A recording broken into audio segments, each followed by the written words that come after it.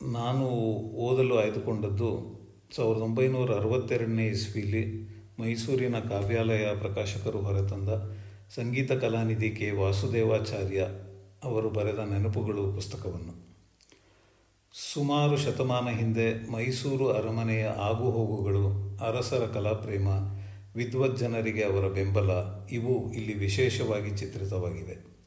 ಆಗಿನ ನಾಟಕ ಕಂಪನಿಗಳು, ಪ್ರಸಿದ್ಧ ನಟರನ್ನು ಕುರಿತ ಅಧ್ಯಾಯಗಳು ಕನ್ನಡ ಕಲೆಯ ಇತಿಹಾಸದ ಮಾರ್ಮಿಕ ಪುಟಗಳಾಗಿವೆ. ಪುಸ್ತಕದ ತುಂಬೆಲ್ಲ ಸರಸಮಾನವ ಸ್ವಭಾವದ ಗಹನ ವಿಶ್ಲೇಷಣೆಯ ಉದಾಹರಣೆಗಳಿವೆ. ಒಂದು ಮಾತಿನಲ್ಲಿ ಹೇಳುವುದಾದರೆ, ಪುಸ್ತಕವನ್ನು ಓದುವಾಗ ನಾವು ಇಂದು ಅಸ್ತವಾಗಿರುವ ಜೀವನೋದ್ಯಾನದಲ್ಲಿ ದಿವಂಗತ ಆಚಾರ್ಯರೊಡನೆ ವಿಹರಿಸುತ್ತಿರುವಂತೆ ಭಾಸವಾಗುತ್ತದೆ. ಅವರ ಲೇಖನಿ ಸರಸವಾಗಿದ್ದಂತೆ ಪ್ರಾಂಜಲ ಬುದ್ಧಿಯನ್ನು, ವಿನೋದ ವೃತ್ತಿಯನ್ನು ಪ್ರದರ್ಶಿಸುತ್ತದೆ. ಮೈಸೂರಿನ ಸುಪ್ರಸಿದ್ಧ ಸಂಗೀತ ವಿದ್ವಾನ್ ದಿವಂಗತ ವಾಗ್ಗೇಯಕಾರ ಕೆ ವಾಸುದೇವಾಚಾರ್ಯರು ತಮ್ಮ 97 ವರ್ಷಗಳ ದೀರ್ಘ ಜೀವಿತದಲ್ಲಿ ಮೈಸೂರು ರಾಜಧಾನಿಯಲ್ಲೂ ಅರಮನೆಯಲ್ಲೂ ತಾವು ಕಂಡು ಕೇಳಿದ ಅನೇಕ ಸ್ವಾರಸ್ಯಮಯ ಸಂಗತಿಗಳನ್ನು ಈ ನೆನಪುಗಳು ಪುಸ್ತಕದಲ್ಲಿ ವಿವರಿಸಿದ್ದಾರೆ. ಈ ಪುಸ್ತಕದಲ್ಲಿ ಒಟ್ಟು 8 ಅಧ್ಯಾಯಗಳಿವೆ. ಅವುಗಳೆಂದರೆ ಅರಮನೆಗೆ ಪ್ರವೇಶ, ಅರಮನೆಯಲ್ಲಿ, ಜನಜೀವನ, ಆಗಿನ ನಾಟಕ ಕಂಪನಿಗಳು, ಇಬ್ಬರು ನಟವರರು, ಕೇಳಿದ ಕೆಲವು ಕಥೆಗಳು, ರಸಿಕರ ಸರಸ, ಕೆಲವು ರಚನಾ ಪ್ರಸಂಗಗಳು. ಇವುಗಳಲ್ಲಿ ನಾನಾಯ್ದುಕೊಂಡದ್ದು ಆಗಿನ ನಾಟಕ ಕಂಪನಿಗಳು. ಆಗಿನ ನಾಟಕ ಕಂಪನಿಗಳು. ಅರಮನೆ ಕಂಪನಿಯವರು ಹರಿಶ್ಚಂದ್ರ ನಾಟಕವನ್ನು ಆಡುತ್ತಿದ್ದಾರೆ. ಕೊನೆಯ ಪ್ರವೇಶ. ಒಡೆಯನ ಆಜ್ಞಾನುಸಾರ ತನ್ನ ಹೆಂಡತಿ ಚಂದ್ರಮತಿಯ ತಲೆಯನ್ನು ಕಡಿದು ಹಾಕಲು ಹರಿಶ್ಚಂದ್ರ ಸಿದ್ಧನಾಗಿ ನಿಂತಿದ್ದಾನೆ. ಝಳಪಿಸುವ ಖಡ್ಗ ಕೈಯಲ್ಲಿ ಸಿದ್ಧವಾಗಿದೆ. ಇನ್ನೇನು ಹರಿಶ್ಚಂದ್ರ ಖಡ್ಗವನ್ನು ಎತ್ತಿ ಚಂದ್ರಮತಿಯ ಕೊರಳ ಮೇಲೆ ಬಿಡಬೇಕು ಅನ್ನುವಷ್ಟರಲ್ಲಿ ಧರ್ಮಪುರುಷ ಪ್ರತ್ಯಕ್ಷನಾಗಿ, ಹರಿಶ್ಚಂದ್ರ, ನಿನ್ನ ಸತ್ಯಸಂಧತೆಗೆ ಸುಪ್ರೀತನಾಗಿದ್ದೇನೆ. ಅದೋ ನೋಡು, ನಿನ್ನ ರಾಜ್ಯ, ಪತ್ನಿ, ಪುತ್ರರನ್ನು ಮತ್ತೆ ನಿನಗೆ ಕರುಣಿಸಿದ್ದೇನೆ. ನಿನ್ನ ಕೀರ್ತಿ ಅಮರವಾಗಿ ಬೆಳಗಲಿ ಎಂದು ಹೇಳಿ ಅಂತರ್ಧಾನವಾಗಬೇಕು. ಆ ಸಮಯಕ್ಕೆ ಸರಿಯಾಗಿ ಸ್ಮಶಾನದ ದೃಶ್ಯ ಬದಲಾಗಿ ದರ್ಬಾರು ದೃಶ್ಯ ಬರಬೇಕಾಗಿದೆ. 8 ಜನ ಆಳುಗಳು ಪರದೆಯ ಹಗ್ಗಗಳನ್ನು, ಸೈಡ್ ವಿಂಗ್ಸ್ಗಳನ್ನು ಹಿಡಿದು ದೃಶ್ಯದ ಬದಲಾವಣೆಗೆ ಸಿದ್ಧರಾಗಿದ್ದಾರೆ.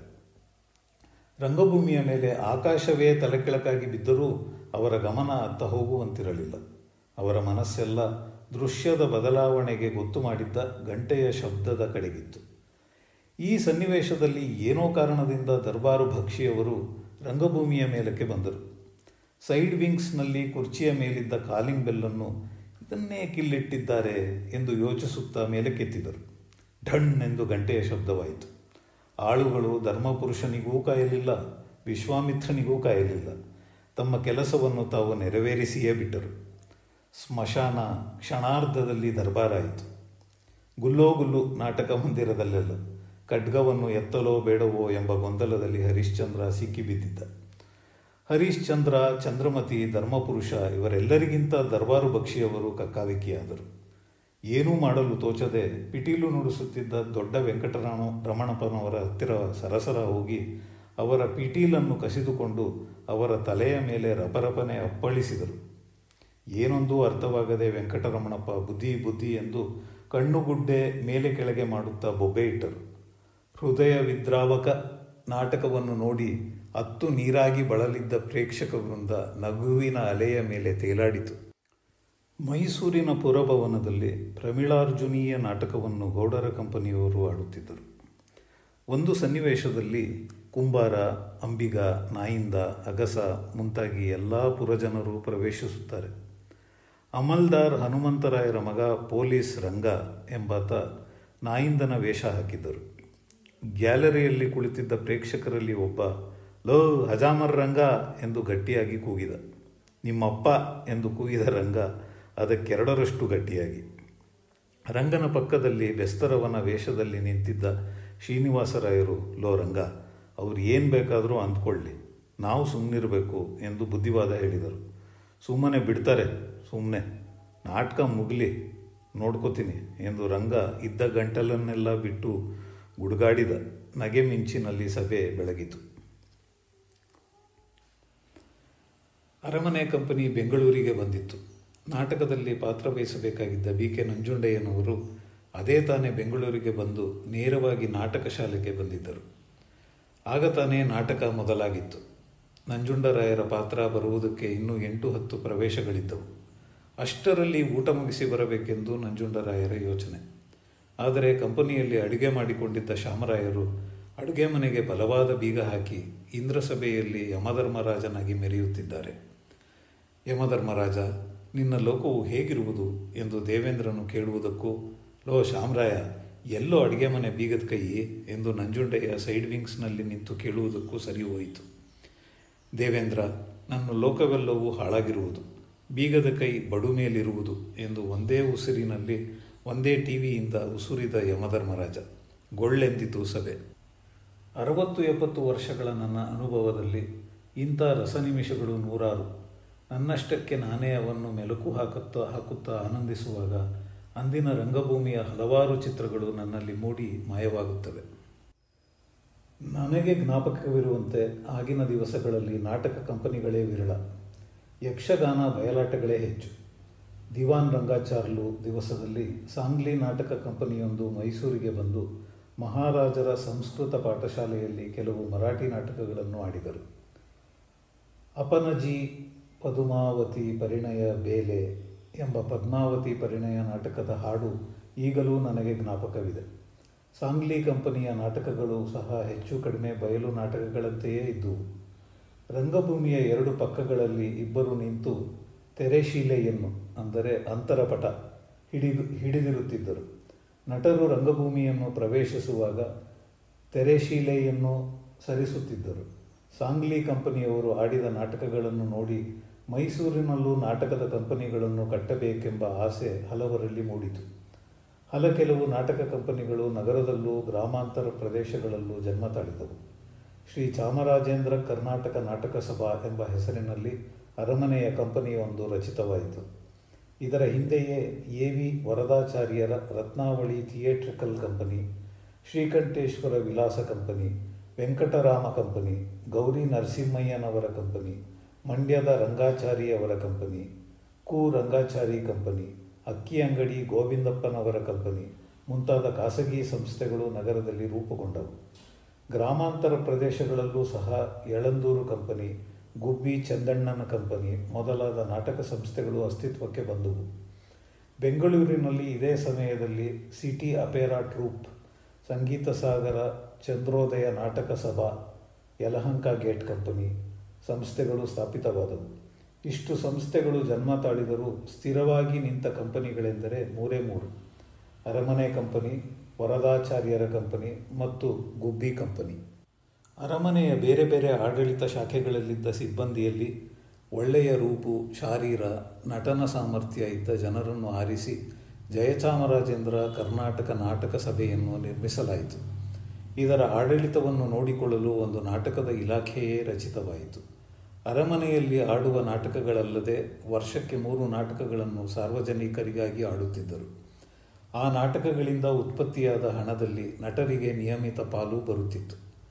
ಹಾಗೆ ಅರಮನೆ ಕಂಪನಿಯಲ್ಲಿದ್ದ ನಟರೆಂದರೆ ಡಿ. ಸುಬ್ಬಣ್ಣ, ಗಿರಿಭಟ್ಟರ ತಮ್ಮಯ್ಯ, ಲಕ್ಷ್ಮೀಪತಿ ಶಾಸ್ತ್ರಿಗಳು, ದೇವರಾಜ್, ಸೂತ್ರಧಾರ ಸುಬ್ಬರಾಯರು, ಶಿವರಾಯರು, ಶಾಮಣ್ಣ, ವೀರರಾಘವಯ್ಯಂಗಾರ್ಯರು, ಸರ್ಟನ್ ರಾಮರಾವ್, ವ್ಯಾಸರಾವ್, ಚಿಕ್ಕ ಶೇಷಗಿರಿರಾಯರು, ಬಿಡಾರಂ ಕೃಷ್ಣಪ್ಪ, ದೊಡ್ಡರಾಮು, ಚಿಕ್ಕರಾಮು, ಸೂರಪಂಡಿತರು, ಪುಟ್ಟು ಪಂಡಿತರು, Janjuti Shesha, Shivappaji, Krishnappaji, Mallappa, Mahalingappa, D. Subbarao, Maratha bank agent Subbarao, Pyari Kitti, G. V. Krishnamurthy, Venkataramaiah, Puttari ಶಾಸ್ತ್ರಿಗಳು ಮತ್ತು ಕೆಲವು ಸಣ್ಣ ಪುಟ್ಟ ಹುಡುಗರು.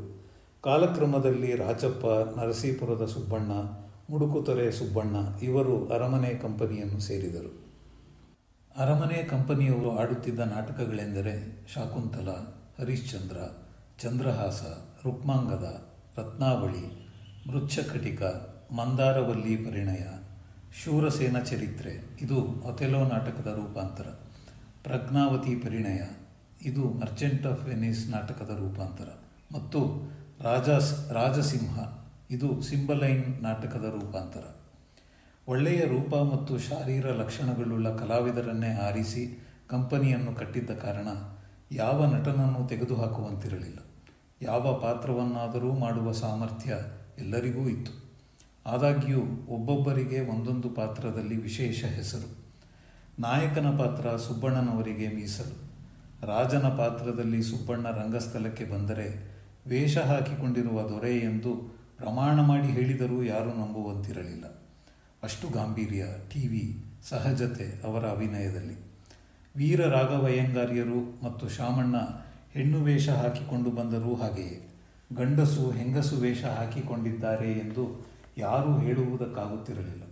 ಹೆಂಗಸರೂ ಸಹ ಅಷ್ಟು ಸ್ವಾಭಾವಿಕವಾಗಿ ಅಭಿನಯ ಮಾಡಲಾರರು ಅನ್ನುವಷ್ಟು ಕಲಾಪೂರ್ಣವಾಗಿರುತ್ತಿತ್ತು ಅವರ ಪಾತ್ರ ನಿರ್ವಹಣೆ. ನಾಲ್ವಡಿ ಕೃಷ್ಣರಾಜ ಒಡೆಯರ್ ಅವರ ಪ್ರಾಧ್ಯಾಪಕರಾಗಿದ್ದ ಫ್ರೇಜರ್ ಅವರು ಒಮ್ಮೆ ಶೂರಸೇನ ಚರಿತ್ರೆ ನಾಟಕವನ್ನು ನೋಡಿ ಪ್ರಸಿದ್ಧ ಆಂಗ್ಲ ನಟಿ ಹೆನ್ರಿ ಇರ್ವಿಂಗ್ ಸಹ ಸುಬ್ಬಣ್ಣನವರ ಹಾಗೆ ದೇವದತ್ತನ ಪಾತ್ರವನ್ನು ಮಾಡಬಲ್ಲನೋ ಏನೋ ಎಂಬ ಸಂದೇಹ ಬರುತ್ತದೆ. ಮೋಹನೆಯ ಅಂದರೆ ಡೆಸ್ಡಿಮೋನಾ ಪಾತ್ರವನ್ನು ವೀರ ರಾಘವಾಚಾರ್ಯರು ಅಭಿನಯಿಸಿದಂತೆ ಅಭಿನಯಿಸುವ ಯಾವ ಆಂಗ್ಲ ನಟ ನಟಿಯರನ್ನು ನಾನು ಕಂಡಿಲ್ಲ. ಶೂರಸೇನನ ಪಾತ್ರದಲ್ಲಿ ಸರ್ಟನ್ ರಾಮರಾಯರನ್ನು ಮೀರಿಸುವ ನಟ ಬೇರೆ ಸಿಗಲಾರ ಎಂದು ಅವರ ನಟನಾ ವೈಖರಿಯನ್ನು ಮುಕ್ತಕಂಠದಿಂದ ಹೋಳಿದರು. ಗಿರಿಭಟ್ಟರ ತಮ್ಮಯ್ಯನವರಿಗೆ ಯಾವ ಪಾತ್ರವಾದರೂ ಸರಿಯೇ. ಸೇವಕನಿಂದ ಹಿಡಿದು ರಾಜನವರೆಗೆ ಎಲ್ಲ ಪಾತ್ರಗಳನ್ನು ಆಯಾ ಪಾತ್ರಗಳಿಗೆ ಒಪ್ಪುವಂತೆ ಅಭಿನಯಿಸಿ ಅವರಂತೆ ಆ ಪಾತ್ರವನ್ನು ಮಾಡುವವರು ಬೇರೆ ಯಾರೂ ಇಲ್ಲ ಎನ್ನಿಸಿಕೊಳ್ಳುತ್ತಿದ್ದರು. ಇದರಂತೆಯೇ ಲಕ್ಷ್ಮೀಪತಿ ಶಾಸ್ತ್ರಿಗಳು ಸ್ತ್ರೀ ಪುರುಷ ಪಾತ್ರಗಳನ್ನು ಸರಿಸಮಾನವಾದ ದಕ್ಷತೆಯಿಂದ ನಿರ್ವಹಿಸುತ್ತಿದ್ದರು. ವಿದೂಷಕನ ಪಾತ್ರದಲ್ಲಿ ಖ್ಯಾತಿ ವೆತ್ತವರು ದೇವರಾಜ್ ಮತ್ತು ಪುಟ್ಟಾರಿ ಶಾಸ್ತ್ರಿಗಳು. ದೇವರಾಜ್ ಅವರು ಹಿರಿಯರು, ಪುಟ್ಟಾರಿ ಶಾಸ್ತ್ರಿಗಳು ಕಿರಿಯರು. ಒಂದೇ ನಾಟಕದಲ್ಲಿ ದೇವರಾಜ್ ಅವರು 4-6 ಪಾತ್ರಗಳನ್ನು ವಹಿಸಿದ್ದ ಸಂದರ್ಭಗಳೂ ಇದ್ದವು. ಆದರೂ ಒಬ್ಬನೇ ಬೇರೆ ಬೇರೆ ಪಾತ್ರಗಳನ್ನು ಮಾಡುತ್ತಿದ್ದಾನೆ ಎಂಬ ಸುಳಿವು ಸಹ ಯಾರಿಗೂ ಗೊತ್ತಾಗುತ್ತಿರಲಿಲ್ಲ. ಶಿವರಾಯರಿಗೆ ಹಾಡುವುದಕ್ಕೆ ಬರುತ್ತಿರಲಿಲ್ಲ. ಆದರೆ ಗದ್ಯದ ಗಾಂಭೀರ್ಯ, ಬಿಗಿ, ಅಚ್ಚುಕಟ್ಟನ್ನು ಅವರಲ್ಲಿ ಕಂಡಂತೆ ಬೇರೆಯವರಲ್ಲಿ ಕಾಣುವುದು ಕಷ್ಟ ಸಾಧ್ಯವಾಗಿತ್ತು. ಸಾಧಾರಣವಾಗಿ ಮಂತ್ರಿಯ ಪಾತ್ರ ಶಿವರಾಯರ ಪಾಲಿಗೆ ಬೀಳುತ್ತಿತ್ತು. ದುಷ್ಟಬುದ್ಧಿ ಮತ್ತು ಬೆಸ್ತರವನ ಪಾತ್ರದಲ್ಲಿ ಬಿಡಾರಂ ಕೃಷ್ಣಪ್ಪನವರು, ಶಕಾರನ ಪಾತ್ರದಲ್ಲಿ ಸೂತ್ರಧಾರ ಸುಬ್ಬರಾಯರು, ರೋಹಿತಾಶ್ವನಾಗಿ ಮರಾಠ ಬ್ಯಾಂಕ್ ಏಜೆಂಟ್ ಸುಬ್ಬರಾವ್, ಭೀಮನ ಪಾತ್ರದಲ್ಲಿ ಪುಟ್ಟು ಪಂಡಿತರು, ಮುಸ್ಲಿಮನ ಪಾತ್ರದಲ್ಲಿ ಚಿಕ್ಕ ಶೇಷಗಿರಿರಾಯರು ವಿಶೇಷ ಖ್ಯಾತಿಯನ್ನು ಗಳಿಸಿದ್ದರು. ನಾಟಕಗಳನ್ನು ಅಭ್ಯಾಸ ಮಾಡುವ ಸಮಯದಲ್ಲಿ ಸಂಸ್ಕೃತ ಪಂಡಿತರು, ಇಂಗ್ಲಿಷ್ ಅಧ್ಯಾಪಕರು, ಕನ್ನಡ ಪಂಡಿತರು, ಸಂಗೀತ ವಿದ್ವಾಂಸರು ಹಾಜರಿರುತ್ತಿದ್ದರು. ಸಂಗೀತದಲ್ಲಾಗಲಿ ಸಾಹಿತ್ಯದಲ್ಲಾಗಲಿ ಯಾವ ನ್ಯೂನತೆಗಳೂ ಬಾರದಂತೆ ನೋಡಿಕೊಳ್ಳುತ್ತಿದ್ದರು. ಅಭ್ಯಾಸ ಸಮರ್ಪಕವಾಗಿದೆ ಎಂದೆನಿಸುವವರೆಗೂ ನಾಟಕವನ್ನು ಪ್ರದರ್ಶನಕ್ಕೆ ತರುತ್ತಿರಲಿಲ್ಲ. ಇಷ್ಟಾದ ಮೇಲೆ ಅರಮನೆಯ ಚಂದ್ರಶಾಲೆ ತೊಟ್ಟಿಯಲ್ಲಿ ಮಹಾರಾಜರ ಸಮ್ಮುಖದಲ್ಲಿ ನಾಟಕದ ಪ್ರದರ್ಶನ. ಮಹಾರಾಜರಿಗೆ ನಾಟಕ ತೃಪ್ತಿಕರವಾಗಿ ಕಂಡುಬಂದರೆ ಮಾತ್ರ ಹೊರಗಡೆ ಅಭಿನಯಿಸಲು ಅನುಮತಿಯನ್ನು ದಯಪಾಲಿಸುತ್ತಿದ್ದರು. ಹೀಗಾಗಿ ನಾಟಕ ಸಾರ್ವಜನಿಕ ರಂಗಸ್ಥಳಕ್ಕೆ ಬರುವ ವೇಳೆಗೆ ಪರಿಪೂರ್ಣತೆಯನ್ನು ಪಡೆದಿರುತ್ತಿತ್ತು, ಸರ್ವಾಂಗ ಸುಂದರವಾಗಿರುತ್ತಿತ್ತು. ಬೆಂಗಳೂರಿನಲ್ಲಿ ಕಲಾವಿಜ್ಞರಾದ ಕೆಲವು ಉನ್ನತಾಧಿಕಾರಿಗಳು ಸೇರಿ ಬೆಂಗಳೂರು ಯೂನಿಯನ್ ಎಂಬ ಸಂಸ್ಥೆಯನ್ನು ಸ್ಥಾಪಿಸಿದರು.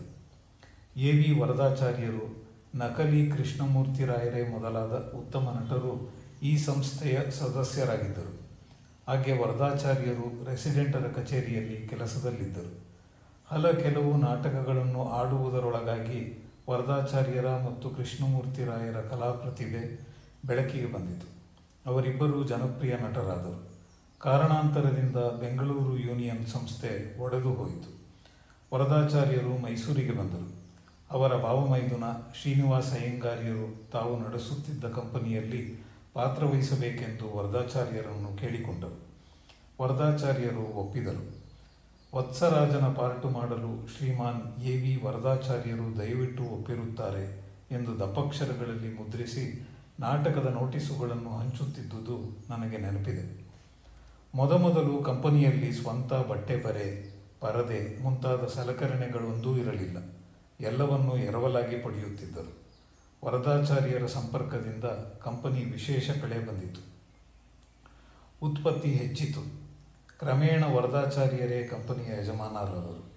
ಕಂಪನಿಗೆ ರತ್ನಾವಳಿ ಥಿಯೇಟ್ರಿಕಲ್ ಕಂಪನಿ ಎಂದು ನಾಮಕರಣ ಮಾಡಿದರು. ತಮಗೆ ಬೇಕಾದ ಪರದೆ, ಉಡುಗೆ ತೊಡುಗೆ ಮುಂತಾದವುಗಳನ್ನು ಮಾಡಿಸಿಕೊಂಡರು.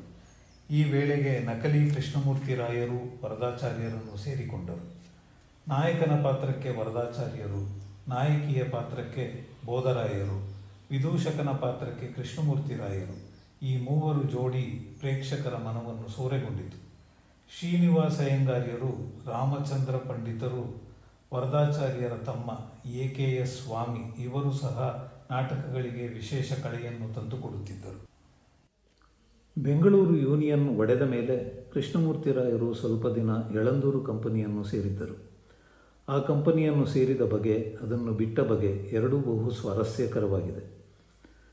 ಬೆಂಗಳೂರು ಯೂನಿಯನ್ನಿನವರು ಆಡಿದ ಕೆಲವು ನಾಟಕಗಳನ್ನು ನೋಡಲು ಯಳಂದೂರು ಕಂಪನಿಯ ಮಳವಳ್ಳಿ ಸುಬ್ಬಣ್ಣನವರು ಬೆಂಗಳೂರಿಗೆ ಬಂದರು. ಕೃಷ್ಣಮೂರ್ತಿ ರಾಯರ ಪಾತ್ರ ಅವರಿಗೆ ಬಲು ಮೆಚ್ಚುಗೆಯಾಯಿತು. ಹೇಗಾದರೂ ಮಾಡಿ ಕೃಷ್ಣಮೂರ್ತಿ ರಾಯರನ್ನು ತಮ್ಮ ಕಂಪನಿಗೆ ಸೇರಿಸಿಕೊಳ್ಳಬೇಕೆಂಬ ಹೆಬ್ಬಯಕೆಯಾಯಿತು ಸುಬ್ಬಣ್ಣನವರಿಗೆ. ರಾಯರೇ, ಏನು ಸುಬ್ಬಣ್ಣ, ಅಮೋಘವಾಗಿತ್ತು ನಿಮ್ಮ ಪಾತ್ರ. ನೀವು ಯಾಕೆ ದೊಡ್ಡ ಮನಸ್ಸು ಮಾಡಿ ನಮ್ಮ ಕಂಪನಿಯನ್ನು ಸೇರಬಾರದು? ಅದು ಹೇಗೆ ಸಾಧ್ಯ ಸುಬ್ಬಣ್ಣ? ಯೂನಿಯನ್ನಿನೊಡನೆ ಮಾಡಿಕೊಂಡಿರುವ ಒಪ್ಪಂದವನ್ನು ಮೀರಲು ಸಾಧ್ಯವಿಲ್ಲ. ಒಂದು ವೇಳೆ ಆ ಯೂನಿಯನ್ ಮುರಿದು ಬಿದ್ದರೆ ಅಂಥ ಕಾಲಕ್ಕೆ ನೋಡೋಣ. ಇದಾದ ಒಂದೆರಡು ತಿಂಗಳಿನಲ್ಲೇ ಕಾರಣಾಂತರದಿಂದ ಯೂನಿಯನ್ನು ಒಡೆಯಿತು. ಈ ಸಮಯದಲ್ಲಿ ಯಳಂದೂರು ಕಂಪನಿಯವರು ಮೈಸೂರಿನಲ್ಲಿ ನಾಟಕಗಳನ್ನಾಡುತ್ತಿದ್ದರು. ಸರಿ, ಸುಬ್ಬಣ್ಣ ಒಡನೆಯೇ ಬೆಂಗಳೂರಿಗೆ ಬಂದರು. ಕೃಷ್ಣಮೂರ್ತಿ ರಾಯರನ್ನು ಕಂಡು ಅವರ ವಾಗ್ದಾನವನ್ನು ನೆನಪು ಮಾಡಿಕೊಟ್ಟರು. ಕೃಷ್ಣಮೂರ್ತಿ ರಾಯರು ಯಳಂದೂರು ಕಂಪನಿಯನ್ನು ಸೇರಲು ನಿರ್ಧರಿಸಿದರು.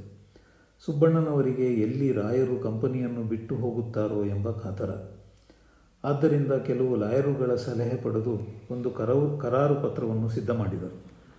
ಪ್ರತಿ ತಿಂಗಳು ಕೃಷ್ಣಮೂರ್ತಿ ರಾಯರಿಗೆ 100 ರೂಪಾಯಿ ಸಂಬಳವನ್ನು ಕೊಡತಕ್ಕದ್ದೆಂದು, ತಿಂಗಳ ಮೊದಲನೆಯ ತಾರೀಕು ಯಾವ ಸಬೂಬನ್ನು ಹೇಳದೆ ಸಂಬಳವನ್ನು ಪಾವತಿ ಮಾಡಿ ರಸೀತಿ ಪಡೆಯತಕ್ಕದ್ದೆಂದು, ಕೃಷ್ಣಮೂರ್ತಿ ರಾಯರು ಯಾವ ಕಾರಣದಿಂದಲೂ ಕಂಪನಿಯನ್ನು ಬಿಟ್ಟು ಬೇರೆ ಕಂಪನಿಯನ್ನು ಸೇರತಕ್ಕದ್ದಲ್ಲವೆಂದು ಕರಾರಿನಲ್ಲಿ ಕಾಣಿಸಿತು.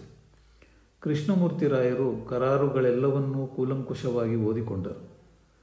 ಪತ್ರದ ಕೆಳಗೆ ಈ ಮೇಲಿನ ಷರತ್ತಿನಂತೆ ಯಾವ ತಿಂಗಳು ಮೊದಲನೆಯ ತಾರೀಕು ಸಂಬಳವನ್ನು ಕೊಡುವುದಿಲ್ಲವೋ ಅಂದು ಈ ಕರಾರು ಪತ್ರ ರದ್ದು ಎಂದು ಬರೆದರು. ಇದೇನು ರಾಯರೇ, ಇದೇಕೆ ಹೀಗೆ ಬರೆದಿರಿ ಎಂದು ಸುಬ್ಬಣ್ಣ ಕೇಳಿದರು. ಇದರಲ್ಲಿ ತಪ್ಪೇನು? ಇಷ್ಟೆಲ್ಲ ಷರತ್ತುಗಳನ್ನು ನೀವು ಸೇರಿಸಬಹುದಂತೆ. ನಾನು ಒಂದೇ ಒಂದು ಷರತ್ತನ್ನು ಸೇರಿಸಬಾರದೆ? ಸಂಬಳ ಕೊಡುವ ವಿಷಯದಲ್ಲಿ ಏನಾದರೂ ಅನುಮಾನವೋ? ಅನುಮಾನ ಎಲ್ಲಿಯ ತನಕ ಇಲ್ಲವೋ ಅಲ್ಲಿಯವರೆಗೆ ನನ್ನ ಷರತ್ತಿನಿಂದ ನಿಮಗೆ ಯಾವ ತೊಂದರೆಯೂ ಇಲ್ಲ ಎಂದು ಹೇಳಿ ಸುಬ್ಬಣ್ಣನವರನ್ನು ಸಮಾಧಾನಪಡಿಸಿ ಕರಾರು ಪತ್ರಕ್ಕೆ ಸಹಿ ಹಾಕಿದರು. ಸುಬ್ಬಣ್ಣ, ನಮ್ಮ ಬೆಂಗಳೂರು ಯೂನಿಯನ್ನಿನ ನಾಟಕದ ವಿಧಾನಕ್ಕೂ ನಿಮ್ಮ ಕಂಪನಿಯ ನಾಟಕಗಳ ರೀತಿಗೂ ಹಲವಾರು ವ್ಯತ್ಯಾಸಗಳಿವೆ. ಆದ ಕಾರಣ ನಾನು ಪಾರ್ಟು ಮಾಡುವುದಕ್ಕೆ ಮೊದಲು ಸ್ವಲ್ಪ ದಿನ ನೀವು ಆಡುವ ನಾಟಕಗಳನ್ನು ನೋಡಬೇಕಾಗುತ್ತದೆ ಎಂದರು ರಾಯರು. ಹಾಗೆಯೇ ಆಗಬಹುದೆಂದು ಸುಬ್ಬಣ್ಣ ಒಪ್ಪಿಕೊಂಡರು. ಕೆಲವು ದಿವಸಗಳು ಹೀಗೆ ನಡೆಯಿತು. ಇಷ್ಟರಲ್ಲಿ ಬೆಂಗಳೂರು ಯೂನಿಯನ್ನಿಗೆ ಮತ್ತೆ ಜೀವ ಕೂಡಿಕೊಂಡಿತು. ಕಂಪನಿಗೆ ಬರಬೇಕೆಂದು ಕೃಷ್ಣಮೂರ್ತಿಗಳಿಗೆ ಕರೆ ಬಂದಿತು. ಕರಾರು ಪತ್ರವನ್ನು ರುಜು ಮಾಡಿದ ಮೇಲೆ ಯೂನಿಯನ್ನನ್ನು ಮತ್ತೆ ಸೇರುವುದು ಹೇಗೆ ಎಂಬ ಪ್ರಶ್ನೆ ಕೃಷ್ಣಮೂರ್ತಿ ರಾಯರ ಎದುರು ನಿಂತಿತು. ಇದಕ್ಕೆ ಒಂದು ಉಪಾಯವನ್ನು ಯೋಚಿಸಿದರು. ನರಸಣ್ಣ ಪಾಪಣ್ಣನ ದಿನಸಿ ಅಂಗಡಿಗೆ ಕಂಪನಿ 300-400 ರೂಪಾಯಿಗಳ ಬಾಕಿ ಕೊಡಬೇಕೆಂಬ ವಿಷಯವನ್ನು ಕೃಷ್ಣಮೂರ್ತಿ ರಾಯರು ಹೇಗೋ ಪತ್ತೆ ಹಚ್ಚಿದರು. ತಿಂಗಳ ಕೊನೆಯ ದಿನ ಹೋಗಿ ನರಸಣ್ಣನನ್ನು ಕಂಡು ಕಂಪನಿ ಕೊಡಬೇಕಾಗಿದ್ದ ಬಾಕಿ ಹಣದ ವಿಷಯವನ್ನು ಎತ್ತಿದರು. ನೀನು ನಾಳೆ ಸಂಜೆ ಕಂಪನಿ ಮನೆಗೆ ಬಾ. ಯಾರು ಕೊಡಲಿ ಬಿಡಲಿ, ನನಗೆ ಮೊದಲನೇ ತಾರೀಕು ಸಂಬಳವನ್ನು ಸುಬ್ಬಣ್ಣ ಕೊಟ್ಟೇ ಕೊಡುತ್ತಾನೆ. ನೀನು ಬಂದು ಗಲಾಟೆ ಮಾಡು. ಏನೂ ತಿಳಿಯದವನ ಹಾಗೆ ನಾನು ಮಧ್ಯಸ್ಥಿಕೆ ವಹಿಸಿ ನನ್ನ ಸಂಬಳದ ಹಣವನ್ನು ನಿನಗೆ ಕೊಡಿಸಿಕೊಡುತ್ತೇನೆ.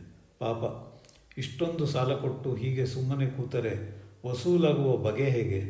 ನನ್ನ ಸಂಬಳವನ್ನು ನಾನು ಹೇಗೋ ಬರಮಾಡಿಕೊಳ್ಳುತ್ತೇನೆ.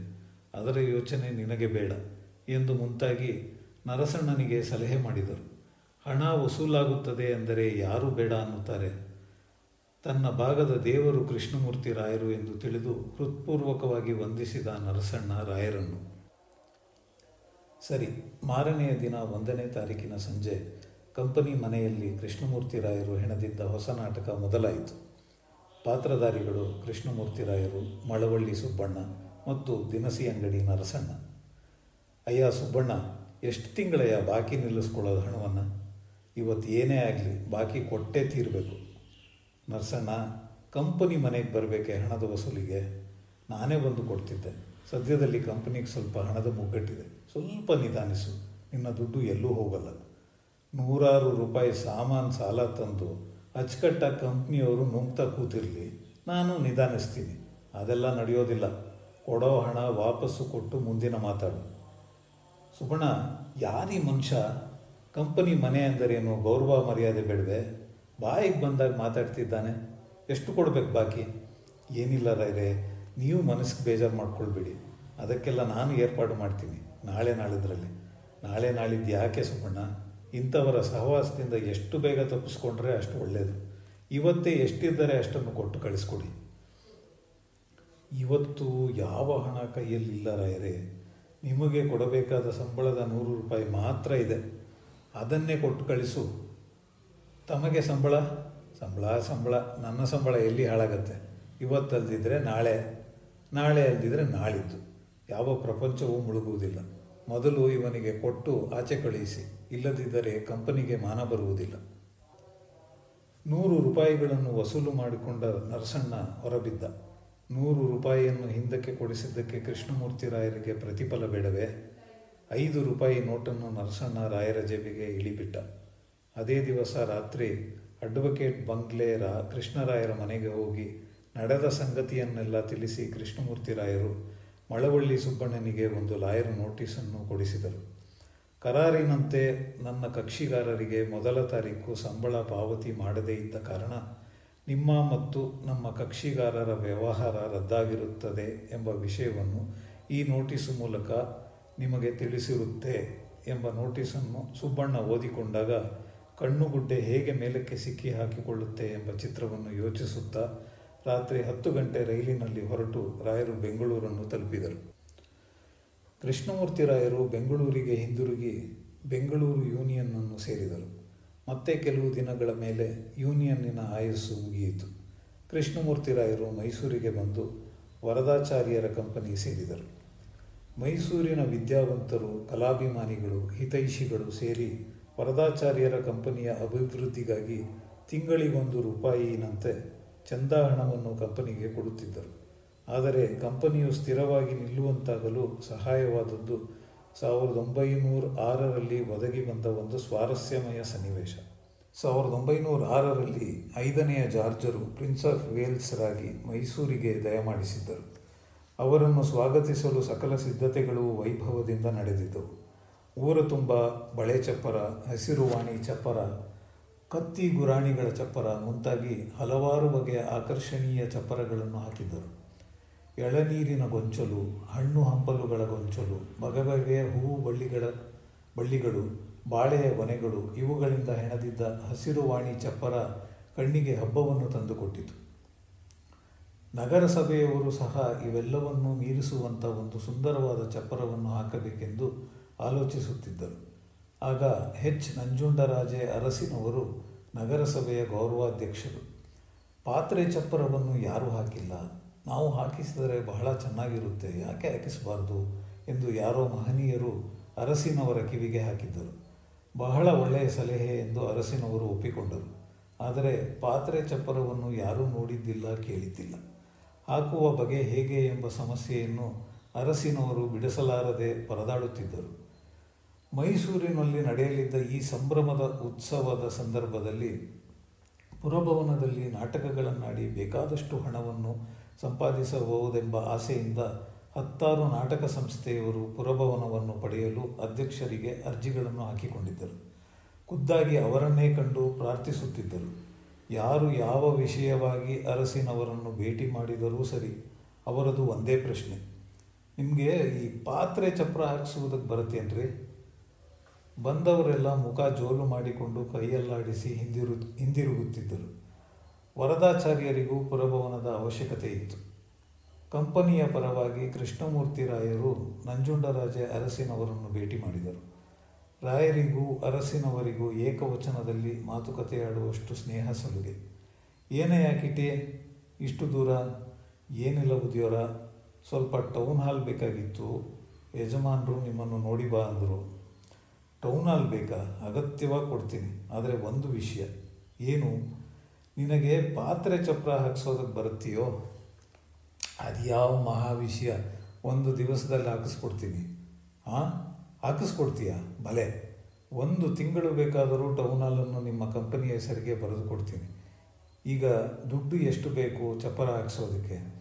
ಸದ್ಯಕ್ಕೆ ಒಂದು 500 ರೂಪಾಯಿ ಕೊಟ್ಟಿರಿ, ಉಳಿದದ್ದನ್ನು ಆಮೇಲೆ ಲೆಕ್ಕಾಚಾರ ಮಾಡೋಣವಂತೆ. ಟೌನ್ ಹಾಲನ್ನು 1 ತಿಂಗಳ ಕಾಲ ಕಂಪನಿಗೆ ಬರೆಸಿಕೊಂಡು 500 ರೂಪಾಯಿಯನ್ನು ಭದ್ರವಾಗಿ ಜೇಬಿನಲ್ಲಿ ಸೇರಿಸಿ ಕೃಷ್ಣಮೂರ್ತಿ ರಾಯರು ಹೊರಬಿದ್ದರು. ಏನು ಪಾತ್ರೆ ಚಪ್ಪರ ಅಂದರೆ ಎನ್ನುವುದು ನಂಜುಂಡರಾಜೆ ಅರಸಿನವರಿಗೆ ಎಷ್ಟು ಗೊತ್ತಿತ್ತೋ ಕೃಷ್ಣಮೂರ್ತಿಗಳಿಗೂ ಅಷ್ಟೇ ತಿಳಿದಿತ್ತು. ನೋಡಿಕೊಳ್ಳೋಣ, ಆ ಸಮಯಕ್ಕೆ ಏನು ತೋರುತ್ತೋ ಅದನ್ನು ಮಾಡಿದರೆ ಆಯಿತು ಎಂದು ರಾಯರು ನೆಮ್ಮದಿಯೆಂದಿದ್ದರು. ದೊಡ್ಡಪೇಟೆಯಲ್ಲಿ ಪಾತ್ರೆ ಅಂಗಡಿ ಇಟ್ಟಿದ್ದ ನೇಮಿರಾಜಯ್ಯ ವರದಾಚಾರ್ಯರ ಕಂಪನಿಯ ಹಿತೈಷಿಗಳಲ್ಲಿ ಒಬ್ಬರು. ಕೃಷ್ಣಮೂರ್ತಿ ರಾಯರು ಅವರಲ್ಲಿಗೆ ಬಂದು ನಡೆದ ಸಂಗತಿಯನ್ನೆಲ್ಲ ತಿಳಿಸಿದರು. ಸರಿ, ಅಂಗಡಿಯಲ್ಲಿದ್ದ ಹಂಡೆ, ಕೊಡ, ತಪ್ಪಲೆ, ಚೊಂಬು, ಲೋಟ, ಹಿತ್ತಾಳೆ ತಟ್ಟೆ ಎಲ್ಲವನ್ನೂ ಸೇರಿಸಿ ಒಂದರ ಮೇಲೊಂದನ್ನು ಬೋರಲು ಹಾಕಿ ಹೇಗೋ ಅಂತೂ ಒಂದು ಚಪ್ಪರವನ್ನು ಸಿದ್ಧಪಡಿಸಿದ್ದಾಯಿತು. ಸೌಟು ಚಮಚಗಳನ್ನು ಜೋಡಿಸಿ god save the prince of Wales ಎಂದು ಚಪ್ಪರದ ಮೇಲುಭಾಗದಲ್ಲಿ ಹೆಣೆದಿದ್ದೂ ಆಯಿತು. ನಂಜುಂಡರಾಜೆ ಅರಸಿನವರ ಆನಂದಕ್ಕೆ ಮಿತಿಯೇ ಇಲ್ಲ. ಟೌನ್ ಹಾಲಿನಲ್ಲಿ ನಾಟಕಕ್ಕೆ ದುಡ್ಡಿನ ಸುರಿಮಳೆ, ಜನಜಾತ್ರೆಯೇ ಸೇರುತ್ತಿತ್ತು. ಕೃಷ್ಣಮೂರ್ತಿ ರಾಯರ ಪಾತ್ರೆ ಚಪ್ಪರ ವರದಾಚಾರ್ಯರ ಕಂಪನಿಗೆ ಶಾಶ್ವತವಾದ ನೆರಳಾಯಿತು. ಸಾಂಗಲಿ ಕಂಪನಿ ಬಂದು ಹಲವಾರು ನಾಟಕ ಸಂಸ್ಥೆಗಳು ಜನ್ಮ ತಾಳಿದಂತೆ 1902ರಲ್ಲಿ ನಾಲ್ವಡಿ ಕೃಷ್ಣರಾಜ ಒಡೆಯರ್ ರವರ ಪಟ್ಟಾಭಿಷೇಕ ಮಹೋತ್ಸವದ ಸಂದರ್ಭದಲ್ಲಿ ಮೈಸೂರಿಗೆ ಬಂದ ಬಾಲಿವಾಲಾ ಕಂಪನಿ, ಅದಕ್ಕೆ ಕೆಲವು ವರ್ಷಗಳ ಹಿಂದೆ ಬೊಂಬಾಯಿಯಿಂದ ಬಂದಿದ್ದ ಅಪ್ಪು ಕಂಪನಿ ಎಂಬ ಪಾರ್ಸಿ ಕಂಪನಿಗಳಿಂದ ರಂಗಸಜ್ಜಿಕೆಯ ವಿಷಯದಲ್ಲಿ ಅನೇಕ ಸುಧಾರಣೆಗಳಾದವು. ಬಾಲಿವಾಲಾ ಕಂಪನಿಯವರು ಅರಮನೆ ಚಂದ್ರಶಾಲೆ ತೊಟ್ಟಿಯಲ್ಲಿ 18 ನಾಟಕಗಳನ್ನಾಡಿದರು. ಮಹಾರಾಜರು 18,000 ರೂಪಾಯಿಗಳನ್ನು ಬಹುಮಾನವಾಗಿ ನೀಡಿದರು. ಮೈಸೂರಿಗೆ ಹಾರ್ಮೋನಿಯಂ ವಾದ್ಯ ಕಾಲಿಟ್ಟಿದ್ದು ಇದೇ ಸನ್ನಿವೇಶದಲ್ಲಿ. ಅಲ್ಲಿಯ ತನಕ ಆ ವಾದ್ಯವನ್ನೇ ಯಾರೂ ನೋಡಿರಲಿಲ್ಲ. ಅರಮನೆ ಕಂಪನಿ ಮತ್ತು ವರದಾಚಾರ್ಯರ ಕಂಪನಿಗಳಲ್ಲಿ ಹಾರ್ಮೋನಿಯಂ ಬದಲು ಜೋಡಿ ತಂಬೂರಿಗಳನ್ನು ಶ್ರುತಿಗಾಗಿ ಬಳಸುತ್ತಿದ್ದರು. ಒಂದೊಂದು ಸೈಡ್ ವಿಂಗಿನಲ್ಲಿ ಒಂದೊಂದು ತಂಬೂರಿ ಮತ್ತು ಒಂದೊಂದು ಪಿಟೀಲು, ಒಂದು ಕಡೆ ಒಂದು ತಬಲ. ಇಷ್ಟೇ ಆಗ ನಾಟಕಗಳಲ್ಲಿ ಉಪಯೋಗಿಸುತ್ತಿದ್ದ ವಾದ್ಯಗಳು. ಅರಮನೆ ಕಂಪನಿಯಲ್ಲಿ ದೊಡ್ಡ ವೆಂಕಟರಮಣಪ್ಪ ಮತ್ತು ರಾಮಸ್ವಾಮಿ ಎಂಬುವರು ಪಿಟೀಲನ್ನು, ಚಿಕ್ಕರಂಗಣ್ಣ ತಬಲಾವನ್ನು ನುಡಿಸುತ್ತಿದ್ದರು. ವರದಾಚಾರ್ಯರ ಕಂಪನಿಯಲ್ಲಿ ತಾಯಪ್ಪ ಮತ್ತು ಪುಟ್ಟು ಪಿಟೀಲನ್ನು ನುಡಿಸುತ್ತಿದ್ದರು. ಗುಂಡಪ್ಪ, ನಂಜಪ್ಪ, ರಾಗಪ್ಪ ತಬಲಾವನ್ನು ನುಡಿಸುತ್ತಿದ್ದರು. ರಾಗಪ್ಪನ ಪೂರ್ಣ ಹೆಸರು ಹನುಮಂತ ರಘುವೀರ ದೇಶಪಾಂಡೆ. ನಾಟಕವೊಂದಕ್ಕೆ ತಾಯಪ್ಪ ಮತ್ತು ಪುಟ್ಟು ಅವರಿಗೆ ತಲಾ 5 ರೂಪಾಯಿಗಳನ್ನು ಕೊಡುತ್ತಿದ್ದರು. ಇವರಲ್ಲದೆ ಕಂಪನಿಯಲ್ಲಿ ಪಿಟೀಲನ್ನು ನುಡಿಸುವುದಕ್ಕಾಗಿ ದ್ಯಾವಣ್ಣ ಎಂಬುವರನ್ನು ಸಂಬಳ ಕೊಟ್ಟು ಇಟ್ಟುಕೊಂಡಿದ್ದರು. ಬಾಲಿವಾಲಾ ಕಂಪನಿಯಲ್ಲಿ ರಾಮಲಕ್ಷ್ಮಣರ ಪಾತ್ರ ವಹಿಸುತ್ತಿದ್ದ ಅರ್ಜುನ್ ಮಹಾದೇವ್ ನಾಂಜಿ, ಅರ್ಜುನ್ ಮಹಾದೇವ್ ಮೋಹನ್ಜಿ ಎಂಬ ಅವಳಿ ಜವಳಿ ಸಹೋದರರು ಹಾರ್ಮೋನಿಯಂ ವಾದ್ಯವನ್ನು ಚೆನ್ನಾಗಿ ನುಡಿಸುತ್ತಿದ್ದ ಕಾರಣ ಅವರಿಗೆ ಅರಮನೆಯಲ್ಲಿ ಸಂಬಳ ಮಾಡಿ ಮೈಸೂರಿನಲ್ಲೇ ಉಳಿಸಿಕೊಂಡರು. ಅಲ್ಲಿಂದಾಚೆಗೆ ಹಾರ್ಮೋನಿಯಂ ವಾದ್ಯದ ಪ್ರಭಾವ ಮೊದಲಾಯಿತು. ಆಗಿನ ದಿನಗಳಲ್ಲಿ ಎಲೆಕ್ಟ್ರಿಕ್ ದೀಪಗಳು ಇರಲಿಲ್ಲ. ರಂಗಭೂಮಿಯ ಆಟಕ್ಕೆ ಬೊಂಬುಗಳನ್ನು ಕಟ್ಟಿ ಒಂದೊಂದು ಬೊಂಬಿಗೆ 3 ತೂಗು ದೀಪಗಳನ್ನು ಕಟ್ಟುತ್ತಿದ್ದರು. ಫುಟ್ಲೈಟ್ಗಳು ಬೆಳಕು ಬೇಕಾದಾಗ ಬರುವಂತೆ, ಬೇಡದೇ ಇದ್ದಾಗ ಮರೆಯಾಗುವಂತೆ ಮಾಡಲು ಉದ್ದವಾದ ಮರದ ಮುಚ್ಚಳ ಇರುತ್ತಿತ್ತು. ಅರಣ್ಯದ ಸೀನ್ ಬಂದಾಗ ತೂಗುದೀಪಗಳನ್ನು ಮೇಲಕ್ಕೆಳೆದು ಫುಟ್ಲೈಟ್ಗಳನ್ನು ಮುಚ್ಚಳದಿಂದ ಮುಚ್ಚುತ್ತಿದ್ದರು. ಟ್ರಾನ್ಸ್ಫರ್ ಸೀನುಗಳು ಬಂದಾಗಲೂ ಹೀಗೆ ದೀಪಗಳನ್ನು ಮರೆಮಾಡಿ ಪಟಾಸನ್ನು ಹೊಡೆಯುತ್ತಿದ್ದರು. ಮಹಾರಾಜರ ಕಂಪನಿಯಲ್ಲಿ ವೇಷಭೂಷಣಗಳಿಗೆ ಯಾವ ಕೊರತೆಯೂ ಇರಲಿಲ್ಲ. ಅರಮನೆಯಲ್ಲಿ ಸ್ವಯಂ ದೊರೆಗಳು, ಮಹಾರಾಣಿಯವರೇ ಬಳಸುತ್ತಿದ್ದ ಬಟ್ಟೆ ಬರೆಗಳನ್ನೇ ನಟರು ಹಾಕಿಕೊಳ್ಳುತ್ತಿದ್ದರು. ಅರಮನೆ ಕಂಪನಿಯಲ್ಲಿ ಅಂಕಪರದೆ ಎಂದರೆ ರಸ್ತೆ, ಉದ್ಯಾನವನ, ಅರಮನೆಯ ಒಳಭಾಗದ ದೃಶ್ಯ, ಅರಣ್ಯ ಹೀಗೆ ಮುಖ್ಯವಾಗಿ 5-6 ಪರದೆಗಳಿರುತ್ತಿದ್ದವು. ಅಂಕದ ಪರದೆ ಮೇಲೆ ಚಾಮುಂಡಿ ಬೆಟ್ಟದ ದೇವಸ್ಥಾನ, ದೊಡ್ಡ ಕೆರೆಯ ಚಿತ್ರಗಳು. ವರದಾಚಾರ್ಯರ ಕಂಪನಿಯ ಅಂಕದ ಪರದೆ ಮೇಲೆ ಒಂದು ಪ್ರಕೃತಿ ಚಿತ್ರ. ವರದಾಚಾರ್ಯರ ಕಂಪನಿಯವರು ಆಡುತ್ತಿದ್ದ ನಾಟಕಗಳೆಂದರೆ ರತ್ನಾವಳಿ, ಬಕಾವಲಿ, ಸತ್ಯವರ್ಮ ಚರಿತ್ರೆ, ಹರಿಶ್ಚಂದ್ರ, ಮನ್ಮಥ ವಿಜಯ, ರಾಮವರ್ಮ ಲೀಲಾವತಿ. ಇದು ರೋಮಿಯೋ ಆ್ಯಂಡ್ ಜೂಲಿಯಟ್ ನಾಟಕದ ರೂಪಾಂತರ. ವರದಾಚಾರ್ಯರೇ ಸ್ವಂತವಾಗಿ ರಚಿಸಿದ್ದ ಇಂದಿರಾನಂದ, ವಿಮಲಾ ವಿಜಯ ಎಂಬ ಸಾಮಾಜಿಕ ನಾಟಕ ಮೊದಲಾದವು. ವರದಾಚಾರ್ಯರ ಕಂಪನಿಯಲ್ಲಿ ಹಾಡುತ್ತಿದ್ದ ಹಾಡುಗಳೆಲ್ಲ ಹೆಚ್ಚಾಗಿ ಜಾವಳಿ ಮಟ್ಟಿನಲ್ಲಿರುತ್ತಿದ್ದರೆ, ಅರಮನೆ ಕಂಪನಿಯ ಹಾಡುಗಳು ಕೀರ್ತನೆಯ ಮಟ್ಟಿನಲ್ಲಿರುತ್ತಿದ್ದವು. 10-12 ವರ್ಷಗಳ ಕಾಲ ಪಾರ್ಸಿ ಕಂಪನಿಗಳಲ್ಲಿ ಪಾತ್ರವಹಿಸುತ್ತಿದ್ದ ಕಪನೀಪತಿ ಎಂಬುವರು ವರದಾಚಾರ್ಯರ ಕಂಪನಿಯನ್ನು ಸೇರಿದ ಮೇಲೆ ಕೆಲವು ಪಾರ್ಸಿ ಮಟ್ಟುಗಳನ್ನು ವರದಾಚಾರ್ಯರು ಸೇರಿಸಿಕೊಂಡಿದ್ದರು.